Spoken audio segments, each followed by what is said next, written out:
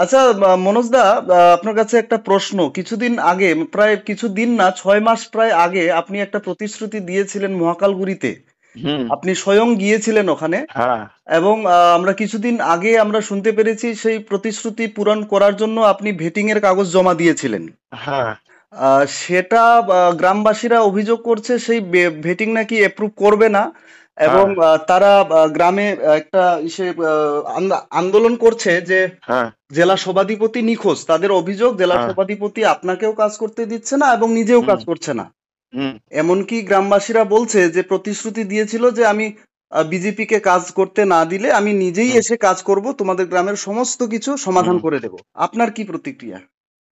প্রথম কথা হচ্ছে, তারা পুরোটাই এই রাজ্য সরকার, তৃণমূল সরকার, সেখানকার আর জেলার যারা তৃণমূল নেতারা আছে, প্ল্যান করে নিয়ে এই কাজগুলো করছে।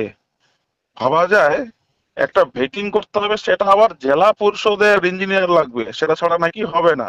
আচ্ছা। আবার এই সমস্ত মাতব্বরেরা জেলা পরিষদের ইঞ্জিনিয়ারদের বলে দিয়েছে এমএলএ এমপিদের ভেটিং করানো যাবে না। আচ্ছা। মানে জনগণের ট্যাক্সের টাকায়, তৃণমূলের বাপের টাকা নয় এটা, জনগণের ট্যাক্সের টাকা দিয়ে বিধায়ক উন্নয়ন করবে।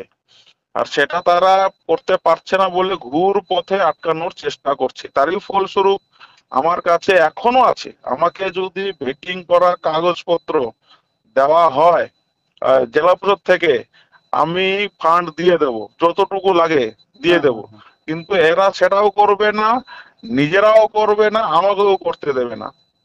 বা নিজেরা করতে পারছে না, পারবে না, তার কারণ তাদের একটা খাওয়া দাওয়ার ব্যাপার ট্যাপার আছে, কাটমানির ব্যাপার ট্যাপার আছে।